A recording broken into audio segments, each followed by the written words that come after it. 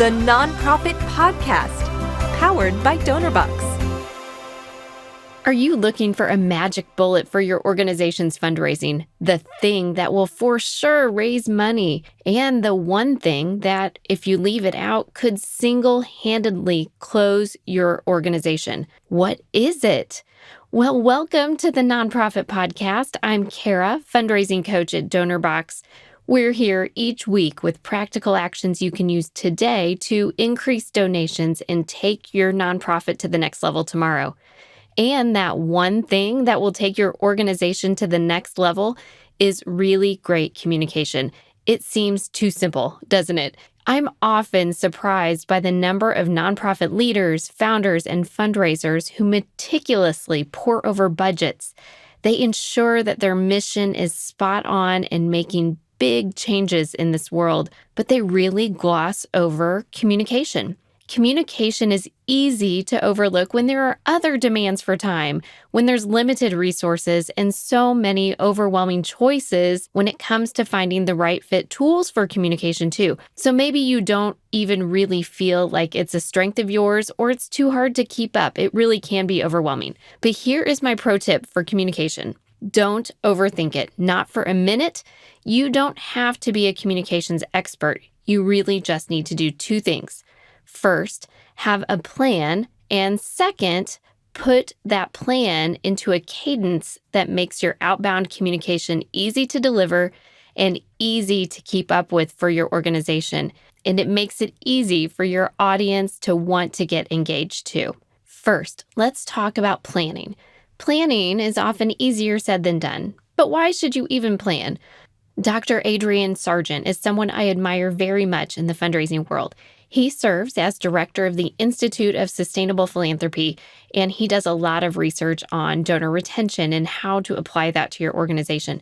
But he did a recent research study and learned that nonprofits who have a written plan raise 148% higher revenue than those that do not.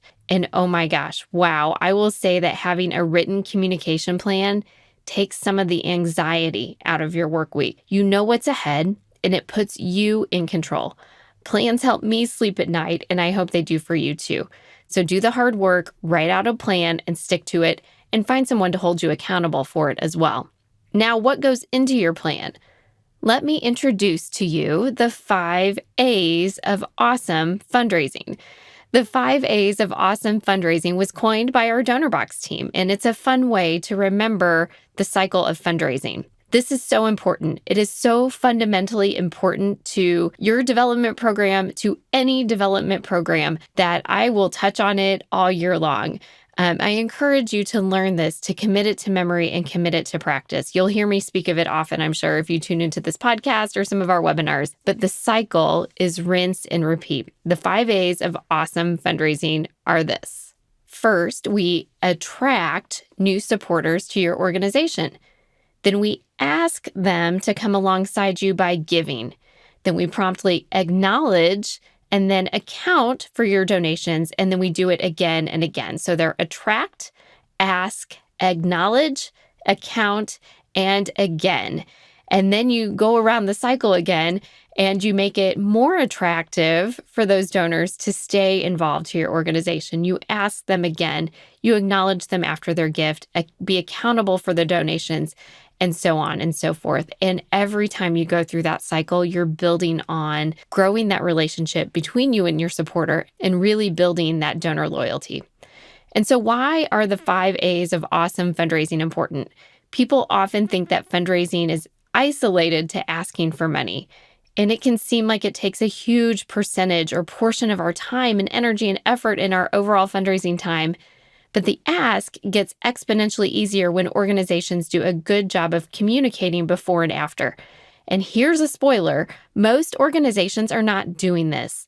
In a world where it's hard to be heard over all the noise and distractions, when you use the 5 A's, you will really shine. Loop the 5 A's into your overall plan. Be sure to schedule good outgoing communication that attracts, acknowledges, accounts for donations to your organization before and after your fundraising campaigns. One of my favorite parts of my job as fundraising coach here at Donorbox is to walk with our Donorbox premium clients through fundraising coaching. And just the other day, we had our donor communication workshop that kicked off our 2023 coaching for the year.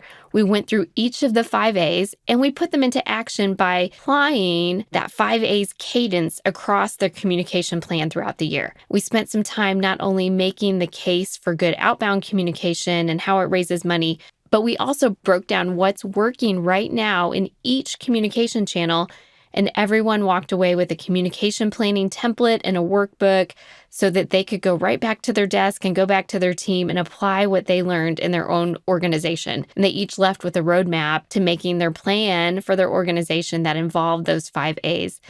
We checked back with these Donorbox premium coaching clients just today, and I was really amazed. There were some great plans already in place after just a couple days that will really help boost income for those organizations.